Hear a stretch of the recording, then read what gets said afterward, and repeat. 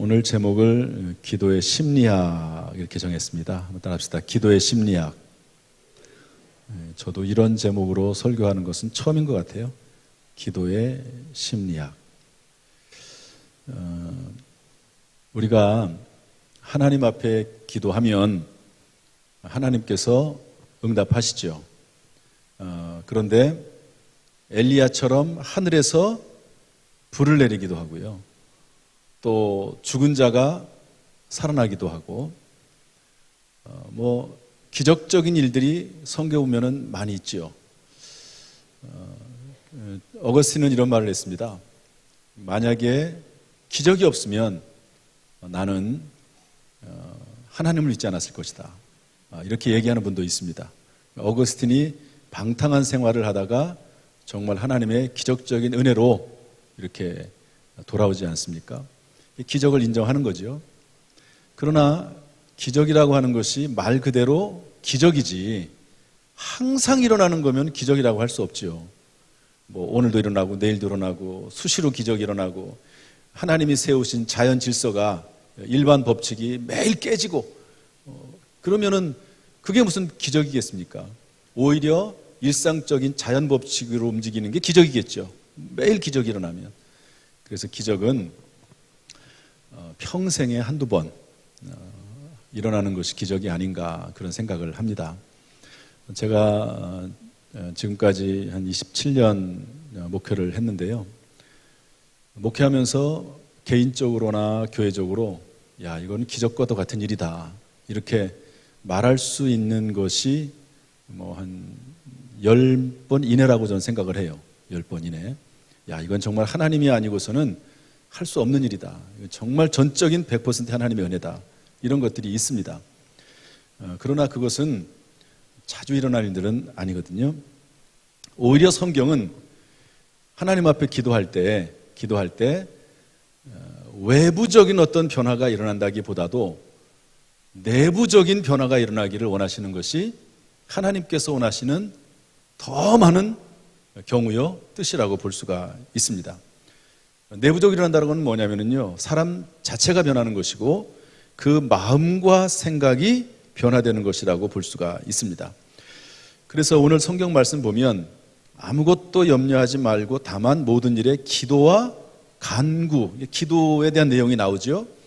그런데 그 결과가 뭡니까? 그리하면 기도의 결과죠.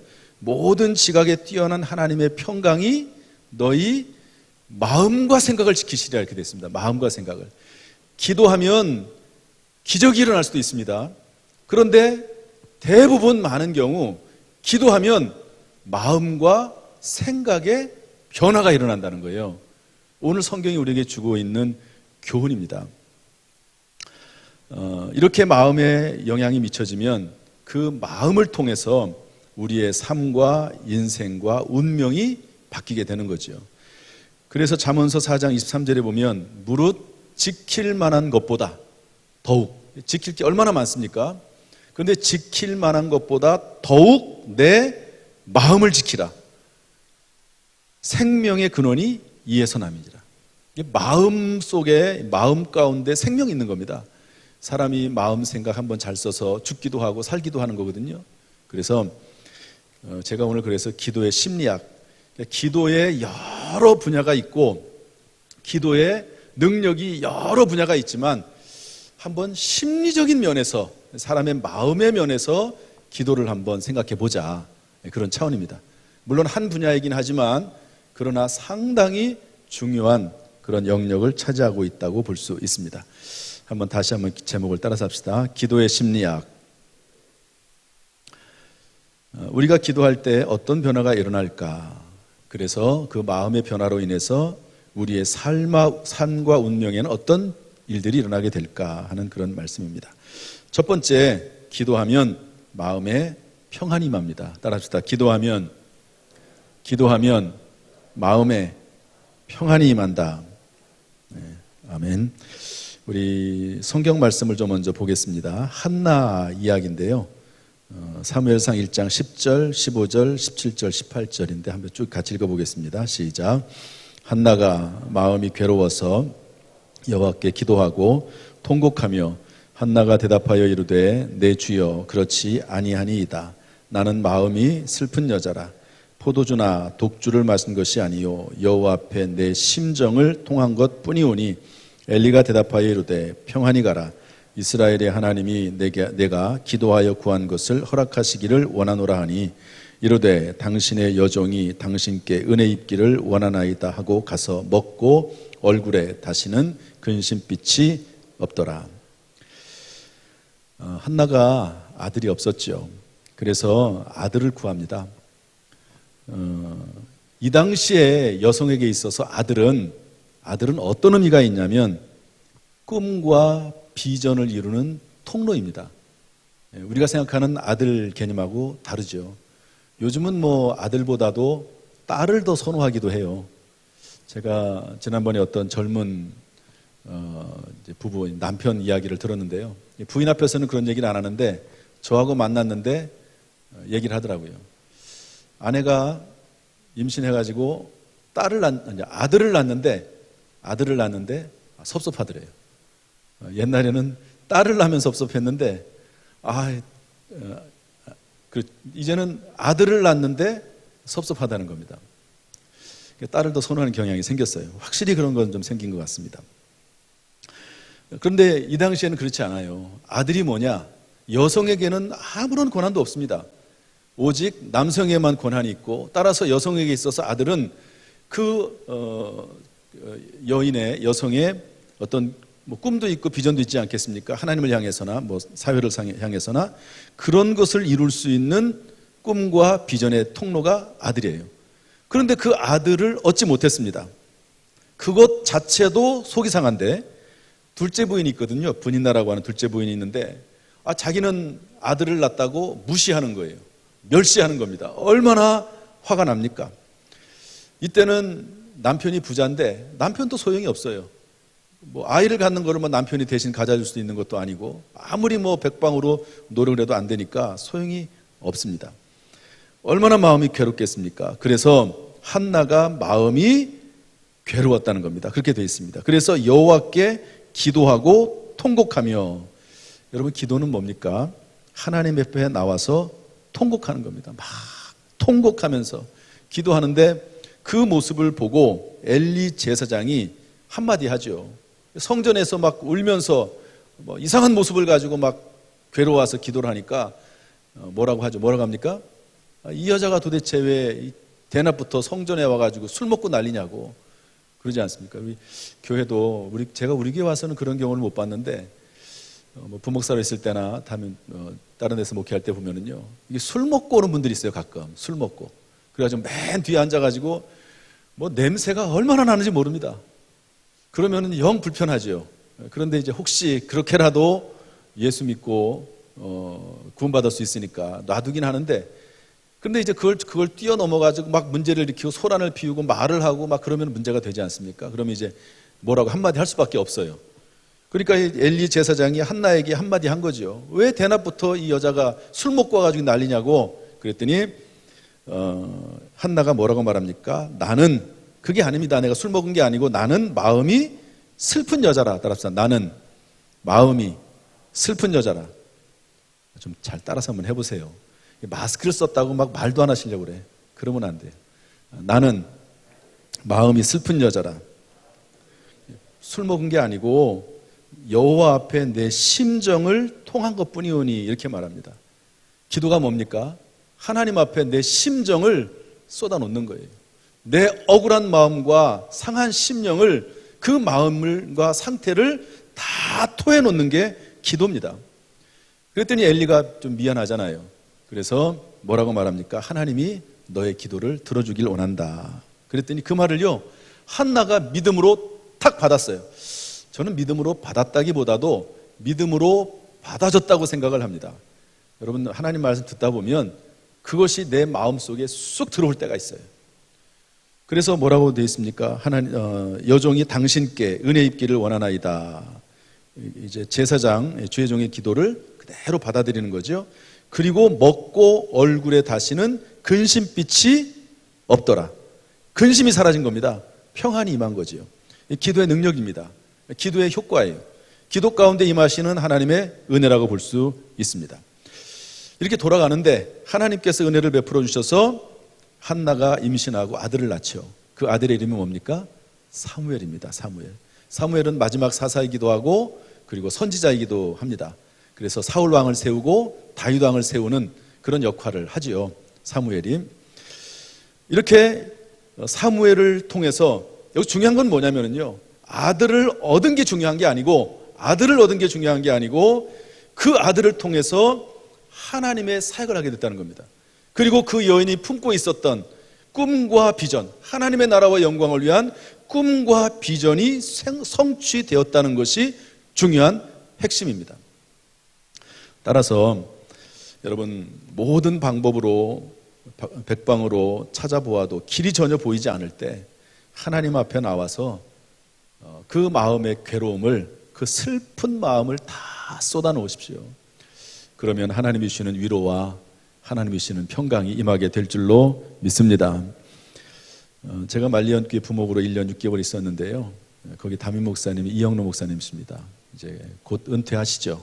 정년이 다 되십니다. 그리고 이분이 성전을 증축했습니다. 우리 교회보다 거의 한 두세 배 정도 더 큰데 증축을 했는데 완전히 개벽을 했습니다. 그래가지고 천장 다 뜯어내고 벽 다 뜯어내고 거의 골조만 사용하는 그런 증축을 했는데 천장을 뜯었어요. 이런저런 날씨를 다 봐가면서 했겠죠. 그런데 비가 오기 시작을 하는 거예요. 여러분 생각을 한번 해봅시다. 얼마나 그의 마음이 아팠겠습니까? 그래서 그 괴로운 마음이 생길 때면 성도들을 향해서 특별 새벽 기도회를 선포합니다. 그러면 기도를 하지요. 또 이제 특별 기도가 끝나면 또 얼마 지나지 않아서 또 마음이 근심이 되고 걱정이 되고 불안해요. 그럼 새벽 기도를 엽니다. 그래서 이 성전을 건설을 했는데 어떤 해에는 1년 365일 중 300일 정도가 넘는 날 동안 특별 새벽 기도를 한 거예요. 이게 어떤 의미입니까? 그만큼 마음이 괴로웠다는 거예요. 성전 건축을 열어놨는데 재정적인 문제, 건축 문제, 여러분 얼마나 많은 성전 건축에 문제가 있습니까? 또 성전 건축이 끝나고 나면 문제도 생기기도 하는 교회들도 많이 있거든요. 이 성전 건축은 건물을 짓는 게 아니라 사실은 영적 싸움입니다. 엄청난 영적 싸움이거든요. 견딜 수가 없어서 이분이 기도를 하는 거예요. 기도를. 근데 혼자 기도하기보다는 새벽 기도를 열어서 함께 기도하면 낫잖아요. 여러분 담임 목사가 혼자 고민하고 있는 것보다도 성도들하고 함께 고민하고 서로 공유해야 되기 때문에 혼자도 물론 기도하지만 함께 기도회를 엽니다. 특별 새벽 기도를 열면 마음의 평화가 와요. 마치고 나면 곧바로 근심, 걱정, 염려가 또 생깁니다. 그러면 또 특별 새벽 기도를 열어요. 그러면 또 마음이 평안해져요. 이런 과정을 계속 겪어나가면서 결국 성전 건축이 완성이 되는 것이죠. 여러분 우리의 마음은 요동하게 되어 있습니다. 계속 요동하게 되어 있습니다. 그 마음 속에 평안을 얻을 수 있는 것은 하나님 앞에 나와서 기도하고 마음을 쏟아놓는 것이죠. 여러분 기도하는 가운데 하나님이 주시는 평강으로 넘쳐나기를 주님의 이름으로 축복합니다. 두 번째로 기도할 때 마음의 울분이 해소됩니다. 따라합시다. 기도할 때 마음의 울분이 해소된다. 이 성경 구절은 좀 이따 읽을게요. 다윗 이야기인데요. 여러분 다윗이 목동 아닙니까? 그러다가 골리앗 장군하고 어떻게 싸우게 돼서 골리앗 장군을 이기고 일약 스타가 됩니다. 그리고 워낙 사람이 똑똑하고 믿음이 있고 그러니까 또 전쟁에 능하고 그러니까 사울 왕이 자기의 사위로 삼습니다. 충성을 다하죠. 그런데 인기가 점점 올라가니까 사울 왕에게 장인어른에게 욕심이 걱정이 생겼어요. 이러다가는 내 아들이 왕을 이어받는 게 아니라 저 다윗이란 놈이 왕이 되겠다 하는 생각이 들어서 순수하게 정치적으로 이제 그 다윗을 죽이려고 합니다. 그걸 어떻게 눈치를 채고 다윗이 도망가지요. 그런데 그 장인어른이 사울 왕이 계속 쫓아다니면서 죽이려고 합니다. 집요하게 쫓아다닙니다. 집요하게. 계속 쫓아다닙니다. 너무너무 억울하지요. 정말 장인을 위해서 하나님을 위해서 충성한 것밖에 없는데 날 이렇게 죽이려고 하니까 얼마나 억울하겠습니까? 그런 일뿐만 아니라 또 여러 가지 일들이 섞였겠죠. 그때 다윗이 기도한 내용이 나옵니다. 시편의 한 네 장에 걸쳐서 네 편이 이제 거기에 연관해서 기도 내용이 나오는데요. 한번 그 내용을 읽어봅시다. 어떻게 되어 있나? 시편 109편 6절부터 10절 말씀인데 한번 읽어보겠습니다. 시작. 악인이 그를 다스리게 하시며 사탄이 그의 오른쪽에 서게 하소서. 그가 심판을 받을 때에 죄인이 되어 나오게 하시며 그의 기도가 죄로 변하게 하시며 그의 연수를 짧게 하시며 그의 직분을 타인이 빼앗게 하시며 그의 자녀는 고아가 되고 그의 아내는 과부가 되며 그의 자녀들은 유리하며 구걸하고 그들의 황폐한 집을 떠나 빌어먹게 하소서. 여러분 얼마나 끔찍한 기도입니까? 이 기도를 누가 했다고요? 다윗이 했습니다. 저는 다윗이 정말 이렇게 됐으면 좋겠다. 물론 그 당시에는 뭐 진심일 수도 있겠지만 그렇다기보다는 제가 더 관심 있게 보는 내용은 이렇게 엄청난 울분이 있을 때 그 울분을 하나님에게 가져와서 쏟아 부었다는 겁니다. 저는 그게 더 중요하다고 생각을 해요. 그게 더 이 기도에 의의가 있다고 생각을 합니다. 다른 사람이 나를 못살게 굴고 원수같이 굴 때 우리도 이렇게 기도해라, 그렇게 해석하기보다는 그런 억울한 일이 있을 때 하나님 앞에 나와서 그 상한 심령을 다 쏟아놔야 된다 하는 것이죠. 결국 다윗은 고난의 도피 생활을 잘 마감하고요, 위대한 왕으로 우뚝 세워지게 됩니다. 사울 왕이 전쟁에 나가서 다윗 막 쫓아다니다가 전쟁이 났다 그러니까 돌아갑니다. 그래가지고 전쟁하다가 전쟁에서 져요. 그래서 자살해서 죽습니다. 그의 아들들도 그날 다 죽습니다. 전쟁에서 전사합니다. 백성들이 왕이 죽었으니까 누구를 왕으로 세워야 되지 않겠습니까? 더구나 아들들도 다 죽어버렸어요. 그 왕으로 세울 사람이 없습니다. 그러니까 백성들이 다 모아가지고 다윗을 찾아가서 우리의 왕이 되달라고 부탁을 합니다. 그래서 왕이 됩니다. 따라서 여러분 너무 억울하고 속상하고 괴로울 때, 스트레스를 받아가지고 죽을 것 같을 때 그냥 그렇게 혼자 있다가 우울증 걸리고 어려움 당하지 말고 하나님 앞에 나와서 모든 울분을 토해낼 수 있기를 주님의 이름으로 축복합니다. 우리는 이제 기도하면서 그렇게 할 수 있어요. 근데 세상 사람들은 그게 잘 안 되잖아요. 그러니까 제가 어떤 자료를 보니까 욕치료법이 있더라고요. 욕치료법. 막 욕을 해야 되는 거예요. 막 욕을. 우리 그리스도인들이 하기에는 조금 그렇죠. 그런데 우리는 하나님의 전에 나와서 그 울분을 다 쏟아놓을 수가 있는 것입니다. 제가 저의 이야기를 가끔 하지만 오늘 한 번 더 말씀을 또 합니다. 제가 말리언교회인데 이것도 말리언교회에서 억울한 일을 당해가지고 너무너무 억울해서 새벽마다 하나님 앞에 울부짖었습니다. 그런데 토요일 되는 날 주님께서 저에게 모습을 보여주셨어요. 그러면서 뭐라고 말씀하시냐면 네가 나보다 더 억울하냐. 그때 그 말씀을 듣고 상대방에 대한 미움이 다 사라져버리고요. 그리고 제가 스트레스를 받으면 생겼던 스트레스성 장염까지도 다 사라져가지고 지금 뭐 그때부터 제가 뭐 한 15년, 20년이 더 지났죠. 지금까지도 뭐 어떤 스트레스를 받아도 문제가 없습니다. 제가 은혜를 받은 거지요. 하나님 앞에 기도하는 가운데 그때 뭐 제가 뭐 상대방을 축복하는 기도를 했겠습니까? 전혀 그러지 않았습니다. 다윗보다 뭐 그 정도는 아니지만 엄청난 기도를 제가 했거든요. 상대방을 향해서. 그런데 주님의 음성을 듣는 순간 그 모든 그 마음의 상처와 아픔들이 사라지더라고요. 그리고 그것도 물론 중요하지만 그 이유도 상당히 중요합니다. 제가 목회를 하면서 그것과는 비교할 수 없는 엄청난 일을 많이 만나거든요. 그래서 두루 사람들과의 관계입니다. 사람들이 다윗도 이런 기도를 하거든요. 그들이 나의 친족이라. 나는 그들에게 사랑을 베푸나 그들은 나에게 악을 행한다. 그러면서 더 하나님 앞에 매달리면서 기도하잖아요. 그런 일들이 생깁니다. 그러면 그때마다 고비고비마다 저는 이때 일을 생각을 합니다. 그때 내가 어렵고 힘들었을 때 주님이 나에게 나타나셨지. 주님이 나에게 말씀하셨지. 나에게 위로하셨지. 하나님께서 내 마음을 풀어주셨지. 그리고 내 병도 치료해 주셨지. 하나님은 살아계셔. 하나님의 뭔가 뜻이 있을 거야. 하나님의 계획이 있겠지. 그리고 그 고비를 넘어가고 또 넘어가는 겁니다. 여러분, 어려움이 있습니까? 마음에 울분이 있습니까? 그것 때문에 병들지 말고, 병들면 자기만 손해예요. 나쁜 사람이 있어도 그 나쁜 사람이 이렇게 문제가 해결이 돼가지고 나쁜 사람이 벌을 받아가지고 잘못되는 것도 물론 뭐 좋은 일일 수 있지만 개인적으로는, 그러나 그것 때문에 그 문제를 해결하지 못해가지고 내가 병들면 손해는 나거든요. 병들지 않, 저는 가끔 그런 얘기를 해요. 병들지 않는 게 이기는 거라고 그런 얘기를 합니다. 한번 따라서 한번 해봅시다. 병들지 않는 게 이기는 거다. 하나님 앞에 나와서 울분을 다 푸는 가운데 병들지 말고 승리하시기를 주님의 이름으로 축복합니다.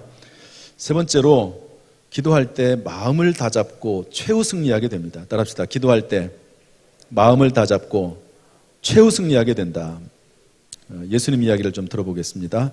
마태복음 26장 38절 44절부터 46절 쭉 같이 읽겠습니다. 시작. 이에 말씀하시되 내 마음이 매우 고민하여 죽게 되었으니 너희는 여기 머물러 나와 함께 깨어있으라 하시고, 또 그들을 두시고 나아가 세 번째 같은 말씀으로 기도하신 후 이에 제자들에게 오사 이르시되 이제는 자고 쉬라. 보라, 때가 가까이 왔으니 인자가 죄인의 손에 팔리느니라. 일어나라, 함께 가자. 보라, 나를 파는 자가 가까이 왔느니라. 여러분, 예수님도요 마음이 고민하여 죽게 되었다 이랬습니다. 예수님도 그런 일이 있는데 우리에게 그런 일이 왜 없겠습니까? 여러분, 살아나가는 가운데 때때로 막 마음이 괴롭고 고민되고 죽고 싶을 때 있을 때 왜 나만 이러냐고 그렇게 생각하지 마십시오. 말을 안 해서 그렇지 다 다른 사람들도 그런 고민이 있을 수가 있습니다. 예수님도 이런 고민을 겪었는데, 그런데 문제는 그 마음이 괴로울 때 어떻게 하느냐가 중요한 거거든요. 그때 예수님은 겟세마네 동산에 올라가서 기도했습니다. 근데 이때는 너무 좀 상황이 좀 심각했어요. 예수님이 십자가를 져야 될 때가 됐는데 너무 그 십자가의 고통이 크고 막중한 것을 알고 너무너무 괴로워서 이번에는 혼자 가지 아니하시고 제자들 12명을 데리고 갔습니다. 9명은 산 밑에 두고 3명은 조금 더 같이 올라가다가 뭐라고 말씀하냐면, 좀 깨어있어라. 기도 안 해도 돼. 잠만 자지 말고 좀 옆에 있어줘. 그런 말이거든요. 어젠가요? 제가 뉴스 보니까 60대 노인이 고독사, 외로워서 혼자 이렇게 있다가 죽었습니다. 우이베다라는 사람이 발견해가지고 이제 그 시신을 찾게 됐는데요. 혼자 사는 것보다 같이 있는 게 훨씬 낫잖아요. 여러분, 혼자 그냥 사는 게 낫습니까? 아니면 조금 말썽 부리더라도 같이 사는 게 낫습니까?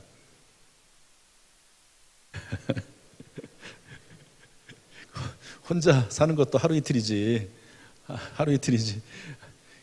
그래도 이런 말도 하잖아요. 좀 병이 들어도 남편이나 아내가 살아있는 게 좋다. 물론 이제 너무 심하면 조금 어려움이 있을 수 있긴 하지만 너무 길어지면 몸이 좀 아프고 좀 말썽을 피워도 같이 있는 게 더 좋은 겁니다. 저는 그렇게 생각을 해요. 어쨌든 예수님도 좀 깨어있어라. 다 잠들죠. 예수님께서 세 번째 기도합니다. 그리고 나서 뭐라고 말씀하시죠? 이제는 자고 쉬라. 때가 가까이 왔다. 인자가 죄인의 손에 팔리온다. 함께 가자. 마음이 정리가 된 거예요.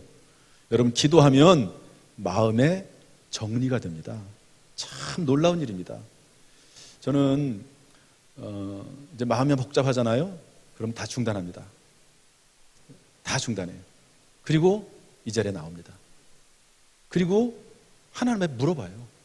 하나님, 이런 일이 있습니다. 이렇게 하려니까 이런 문제가 있고요. 저렇게 하려니까 저런 문제가 있습니다. 어떻게 했으면 좋겠습니까? 물어봐요. 생각이 떠오르지 않아요. 그럼 찬송해요. 그리고 기다려요. 찬송 중에 임하신 하나님의 음성을 기다립니다. 그러면 어느 순간 마치 전구가 반짝하고 들어오듯이 하나님이 주시는 음성이나 생각이 딱 떠오를 때가 있습니다. 그리고 나서는 검증 작업합니다. 검증 작업. 이게 정말 하나님 말씀인지 내가 잘못 들은 건 아닌지 검증 작업을 해요. 이런 과정을 저는 거의 대부분 거칩니다. 그런데도 실수할 때가 있어요. 그런데도 잘못 판단할 때가 있습니다. 어쨌든 기도하면 하나님께서 마음을 다잡게 하십니다. 그리고 최후 승리하게 하시죠.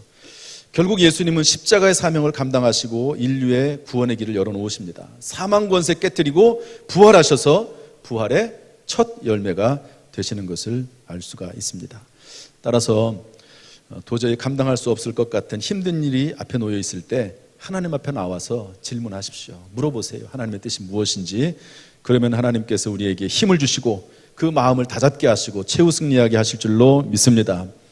고세진 목사님이라고 하는 분이 계십니다. 이분이 신학대학교 다니면서 기도하는데 하나님께서 이런 감동을 주시더래요. 네가 영어를 모르면 내가 너를 사용할 수 없다. 이런 음성이 다 들리는 건 아닙니다. 사람마다 전부 다릅니다. 그런데 그런 음성을 주셨어요. 너 영어 공부해라. 그래야지 내가 너 쓸 수 있어.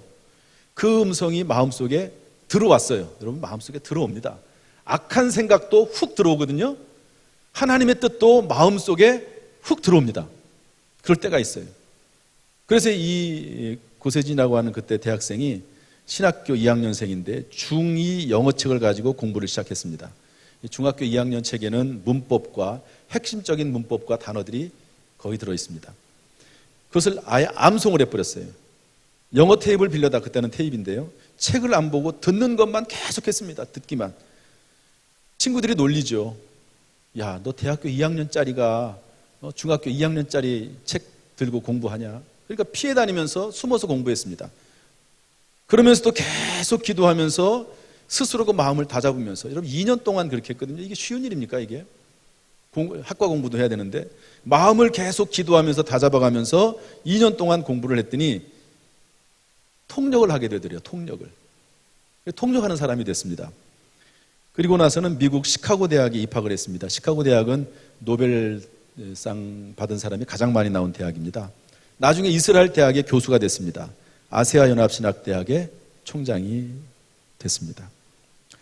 하나님의 음성이 들려도, 깨달음이 있어도 그 마음을, 그 하나님의 뜻을 이루기 위한 과정 가운데서 끊임없이 유혹이 오거든요. 그 마음을 다잡으려면 하나님 앞에 나와서 쏟아붓는 수밖에 없어요. 하나님 앞에 물어보는 수밖에 없습니다. 여러분, 기도하는 가운데 마음을 다잡고 최후 승리할 수 있기를 주님의 이름으로 축복합니다. 이야기 하나 하고 마치겠습니다.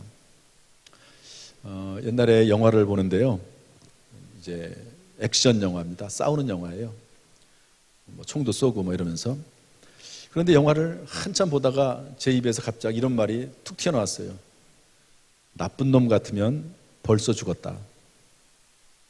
이게 무슨 얘기냐면, 주인공은 아무리 악한 사람이 총을 쏴도 맞지 않아요. 맞지도 않습니다. 맞아도 큰 상처가 나지 않아요. 꼭 이상하게 다리 같은 데 맞고 팔 같은 데 맞고 살아나요. 그런데 악한 자들은 주인공을 괴롭히지만 영화가 끝날 때쯤 되면 죽습니다. 한 방에 끝나요. 특징이 있습니다. 악한 자가 망하는 특징이 있습니다. 그게 뭐냐면 한 방에 끝나요. 성경에 뭐라고 되어 있냐면 잠언서 6장 13절 14절 보면, 그의 마음에 패역을 품으며 항상 악을 꾀하여 다툼을 일으키는 자라. 그러므로 그의 재앙이 갑자기 내려 당장에 멸망하여 살릴 길이 없으리라. 살릴 길이 없어요. 갑자기. 여러분, 우리는 어떤 사람들입니까? 세상 사람들하고 똑같이 어려움을 당합니다. 그러나 우리는 기도 안에서, 말씀 안에서, 주 안에서, 교회 안에서 버티면 결국에는 승리하도록 부름받은 사람이 저와 여러분들인 줄로 믿습니다. 오늘 말씀처럼 기도 안에서 마음을 잘 다스려서 반드시 잘 되고, 오히려 더 잘 되고 크게 잘 되는 역사가 있기를 주님의 이름으로 축원합니다. 기도하겠습니다.